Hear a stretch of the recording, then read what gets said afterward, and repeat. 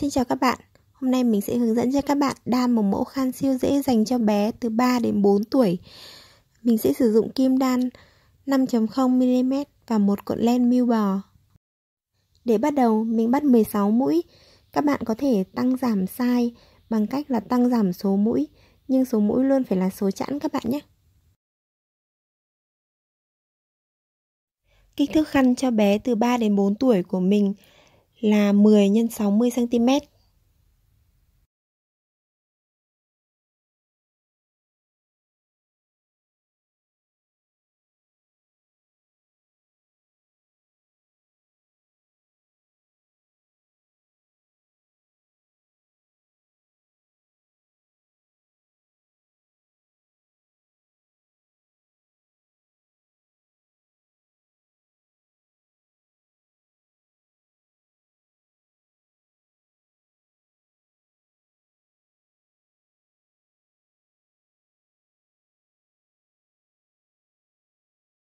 Sau khi bắt được 16 mũi, các bạn xoay lại và đan tiếp như sau.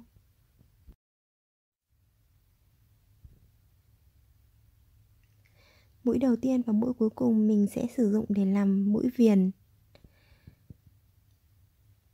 Mũi đầu tiên mình sẽ trượt sang và không đan. Các bạn chú ý dây len mình vắt đằng sau nhé. Rồi mũi tiếp theo mình sẽ đan một mũi ca. Rồi mũi tiếp theo vòng dây ra trước, trượt một mũi theo kiểu P.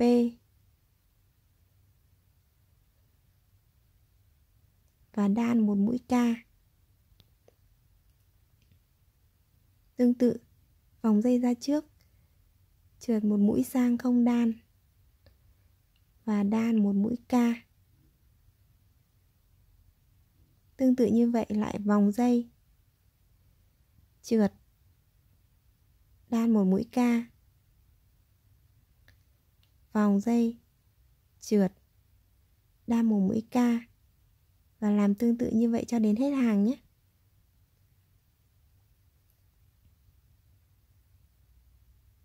Khi còn 2 mũi trên kim, mình lại vòng len ra phía trước, trượt một mũi P.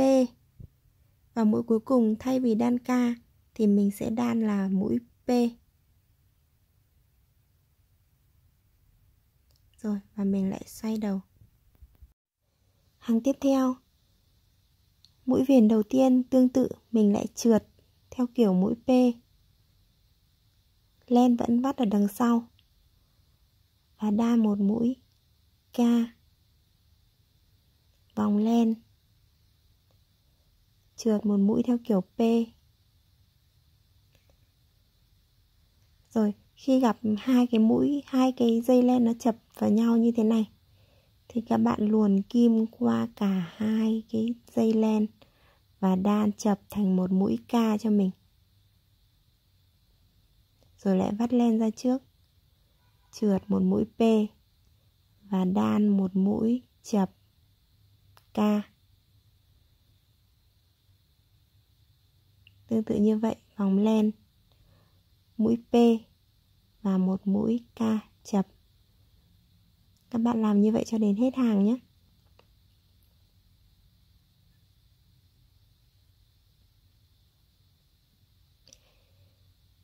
Khi còn 2 mũi trên kim, các bạn lại vòng len, trượt một mũi P và đan một mũi P. Rồi, và lại quay đầu.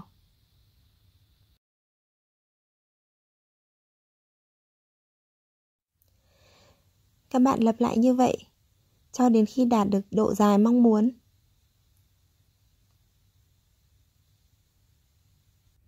Mình đan cho bé từ khoảng 3 đến 4 tuổi nên mình sẽ đan tầm khoảng 55 cm. Nếu các bạn muốn đan cho các bé nhỏ hơn hoặc lớn hơn thì các bạn có thể tăng giảm số mũi khi bắt đầu và tăng giảm số dòng, miễn sao các mũi đều phải là số chẵn các bạn nhé.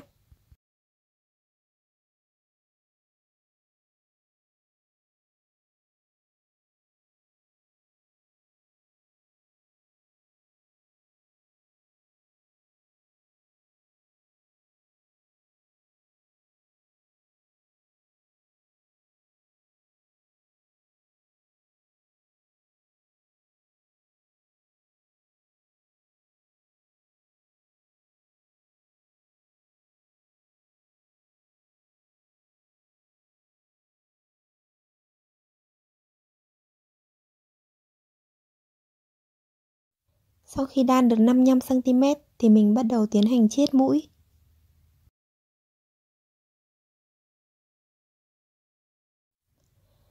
Các bạn làm như sau. Mũi đầu tiên các bạn vẫn chườd ra cho mình.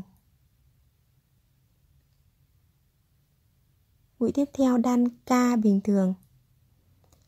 Sau đó kéo mũi bên phải sang.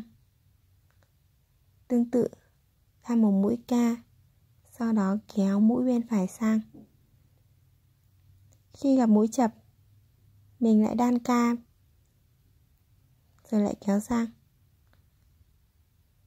Rồi tương tự như vậy cho đến hết hàng.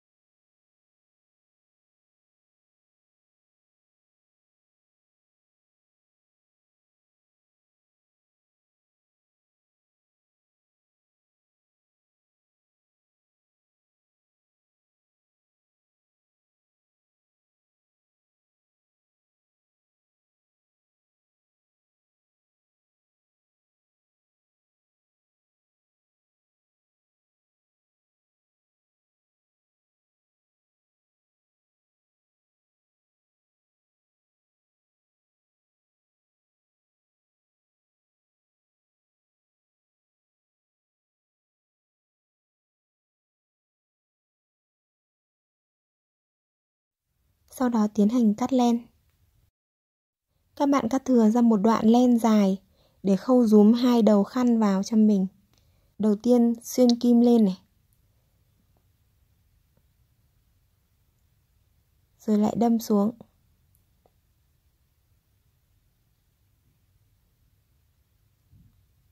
Đưa lên.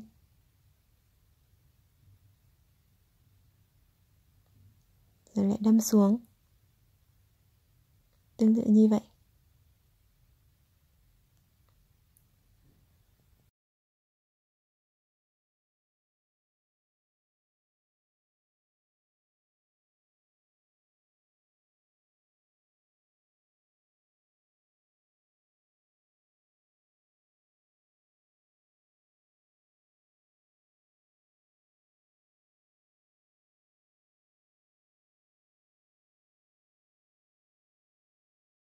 Sau đó các bạn kéo thật chặt cho mình.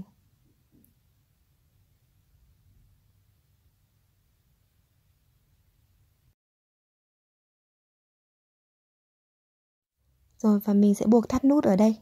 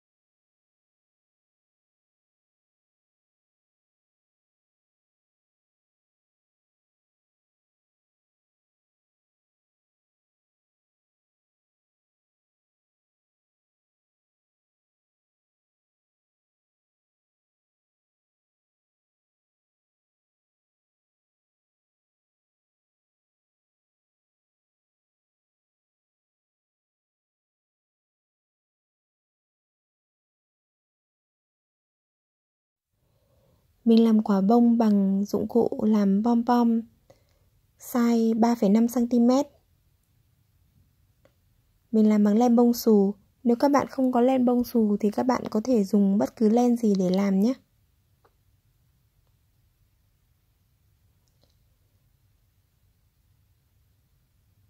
Các bạn quấn dày một chút thì quả bông của mình sẽ tròn và đẹp hơn.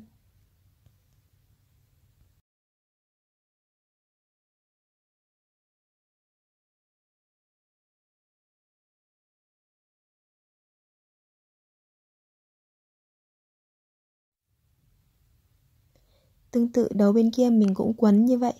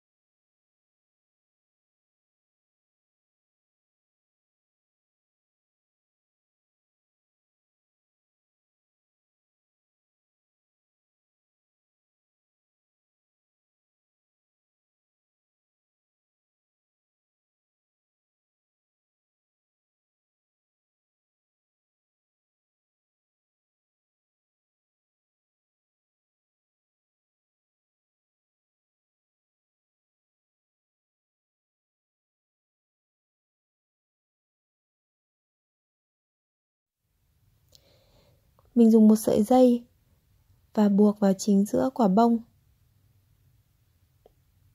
Thắt nút thật chặt.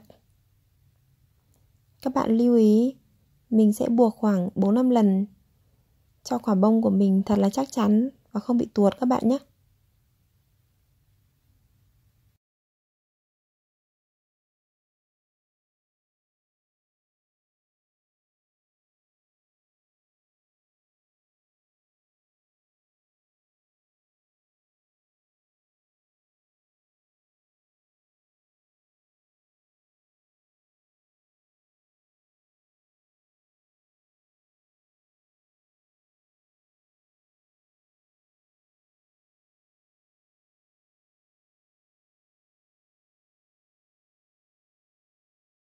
Sau đó các bạn tháo dụng cụ ra khỏi quả bông và dùng kéo tỉa lại quả bông cho thật tròn nhé.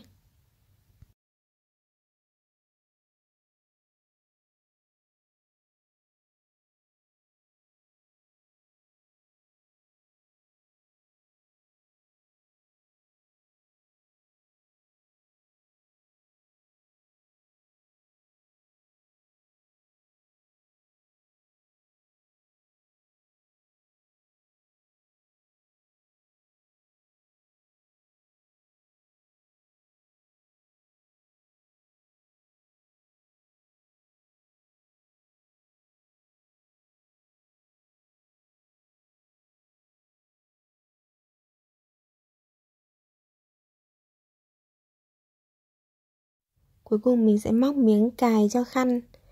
Mình sử dụng kim 3.5. Các bạn móc cho mình 11 mũi bính.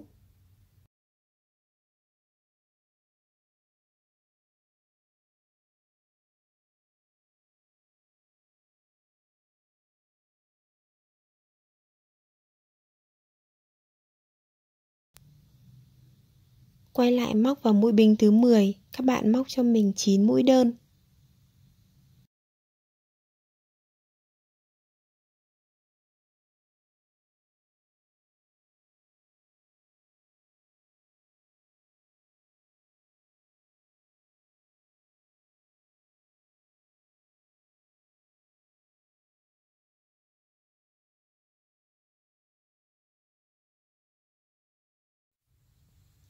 Đến mũi bính cuối cùng, các bạn móc cho mình 4 mũi đơn chung chân. 1 2 3 4. Xoay ngược sang bên kia, các bạn móc cho mình 9 mũi đơn.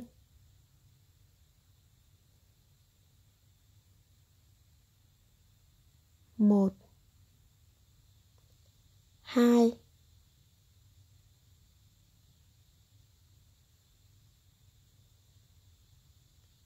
3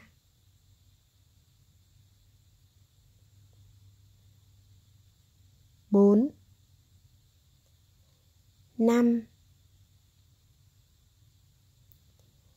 6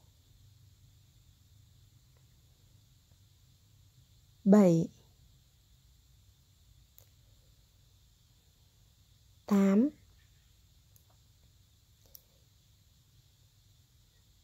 9 và lại móc 4 mũi đơn chung chân cho mình và một bình cuối cùng.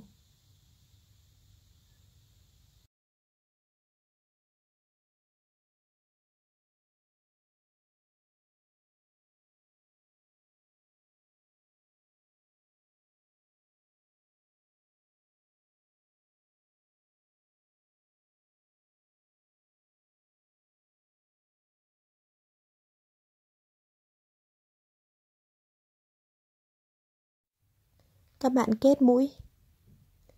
Sau đó móc luôn vào chỗ vừa kết xong 10 mũi đơn. 1 2 3 4 5 6 7 8 9 10. 2 mũi đơn chung chân vào chân mũi tiếp theo. Rồi lại 2 mũi đơn chung chân vào chân mũi tiếp theo. 11 mũi đơn. 1 2 3 4 5 6 7 8 9 10 11. 2 mũi đơn chung chân vào chân mũi tiếp theo. Tương tự 2 mũi đơn chung chân vào chân mũi tiếp theo. 1 mũi đơn và tiến hành kết mũi. Vậy là mình đã móc xong miếng cài của khăn. Cuối cùng các bạn khâu quả bông vào khăn, đo từ vị trí của quả bông lên được 7 cm thì các bạn khâu miếng cài vào theo chiều dọc ở mặt trái của khăn như thế này nhé. Vậy là xong rồi, chúc các bạn thành công.